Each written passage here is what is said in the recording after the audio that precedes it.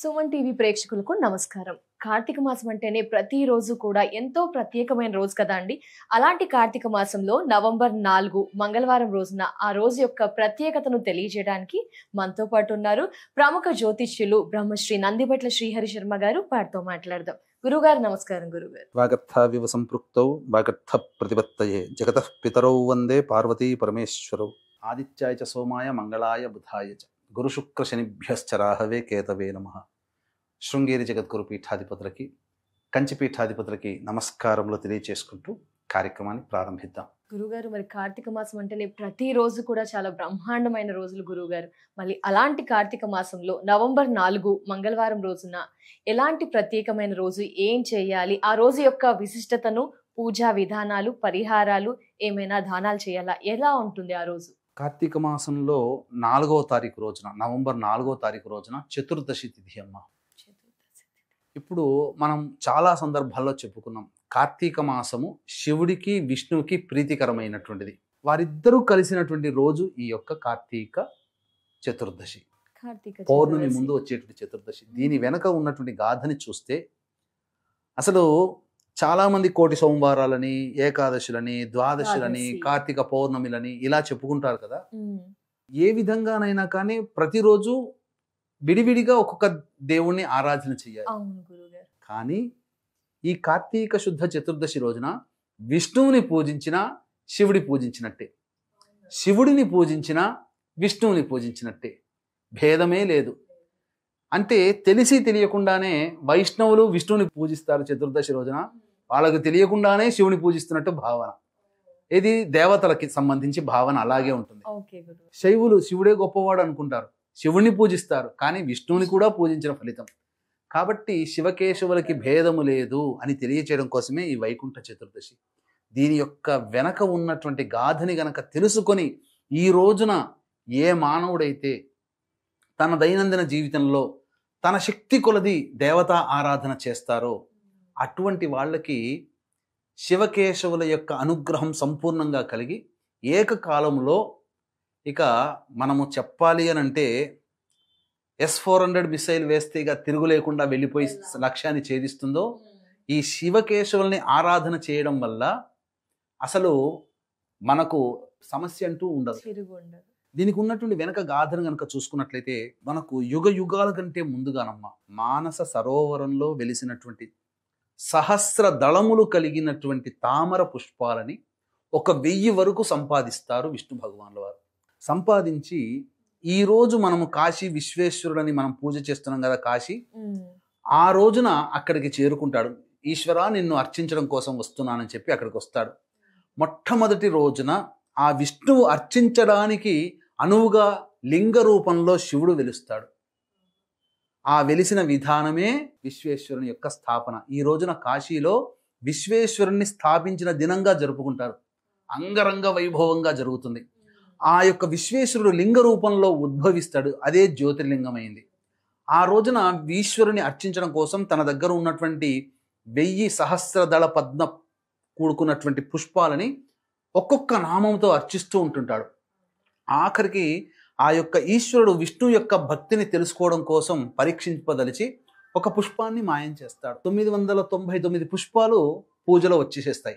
ఆఖరి పుష్పం కనబడట్లేదు. కలత చెందినటువంటి విష్ణు భగవానుల వారు, ఆయన కమలనాథుడు అని కదా పేరు, అంటే కన్నులనే కమలములుగా కలిగినటువంటి వ్యక్తి కాబట్టి తన కంటిని తీసి పుష్పముగా ఆ ఈశ్వరునికి అర్పిస్తాడు. అంతటి భక్తిని మెచ్చినటువంటి పరమేశ్వరుడు మళ్ళీ తిరిగి పునః దృష్టిని ప్రసారింపజేసి, విష్ణు నీ యొక్క భక్తి అనన్యమైనటువంటిది, ఈ రోజున నన్ను అర్చించిన కారణం చేత ఇది కాశీ విశ్వేశ్వరుని యొక్క స్థానముగా కీర్తింపబడుతుంది. అంతేకాకుండా సకల లోకానికి కూడాను స్థితికారకుడి అవుతావు అని చెప్పి వరాన్ని ప్రసాదించి, మనకందరికీ తెలిసిందే విష్ణువు యొక్క అస్త్రం ఏంటమ్మా? చక్రం, సుదర్శన చక్రం కదా. ఆ సుదర్శన చక్రాన్ని పరమేశ్వరుడు, అజేయమైనటువంటి సుదర్శన చక్రాన్ని ఈ యొక్క మణికర్ణికా ఘాట్లో ఈ వైకుంఠ చతుర్దశిగా పిలువబడుతున్నటువంటి పౌర్ణమి ముందు వచ్చే చతుర్దశి తిథి రోజున విష్ణు భగవానుల వారికి అందజేశాడు. సుదర్శన చక్రం వచ్చినటువంటి రోజు, అలాగే కాశీ విశ్వేశ్వరుడు జ్యోతిర్లింగ క్షేత్రముగా వెలిసిన రోజు ఈ వైకుంఠ చతుర్దశి. అందుకే అద్భుతమైన రోజు. అద్భుతమైన రోజు. అందుకే కాశీ క్షేత్రంలో ఈ రోజున శివకేశవుల్ని అద్భుతంగా కొలుస్తారు. అలంకారం చేసి ఆ కాశీ నగరమంతా కూడా అద్భుతంగా ఉండబోతుంది. అంతటి పరమ పావన క్షేత్రంలో ఈ రోజున. కాబట్టి వీక్షించేటువంటి ప్రేక్షకులు కూడా శివకేశవులని ఎలా ఆరాధన చేయాలి ఈ రోజున అనేటువంటి విషయాల్ని, ఎటువంటి ఆరాధన చేయాలి, ఏ దానము చెయ్యాలి, ప్రత్యేకించి ఏ పుష్పాలతో ఈ ఇద్దరిని పూజించాలనే విషయం గురించి కూడా తెలుసుకుందామమ్మా.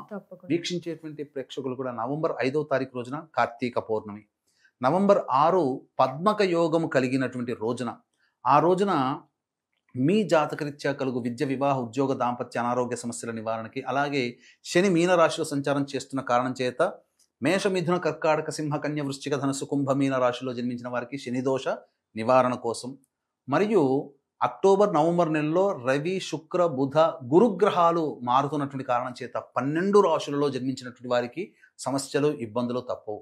గొప్ప పుణ్యాన్ని ప్రసాదించే మహిమాన్విత కాశీక్షేత్రంలో సర్వదోష నివారణ పూజలు, హోమాలు అనేటివి 6వ తారీఖు రోజున మధ్యాహ్నం 3 గంటలకి ప్రారంభమవుతాయి.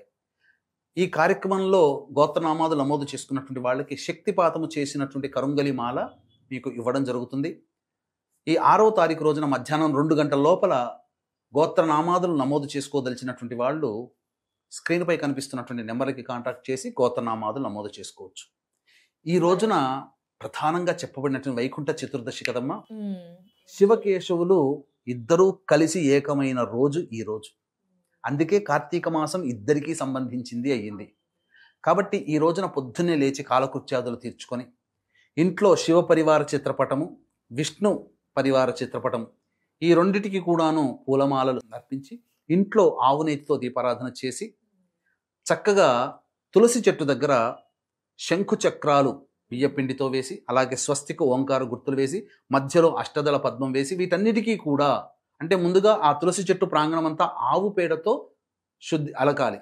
ఆ పైన శంఖు చక్రాలు, స్వస్తిక్ ఓం గుర్తులు, అష్టదళ పద్మము వేసి వీటన్నిటినీ కూడాను గంధ పుష్పము, అక్షతలతో అర్చించాలి. అర్చించి అష్టదళ మధ్యలో దీపారాధన బియ్యపిండితో కానీ గోధుమ పిండితో కానీ చేసినటువంటి దీపారాధన చేసి, మధ్యలో మన చేతితో తయారు చేసినటువంటి 3 ఒత్తులని వేసి, ఆవు నెయ్యి వేసి లేదా నువ్వుల నూనె వేసి వెలిగించి విష్ణు సహస్రనామ పారాయణం ఒకసారి, శివ సహస్రనామ పారాయణం ఒకసారి మనం పారాయణ చేయాలి.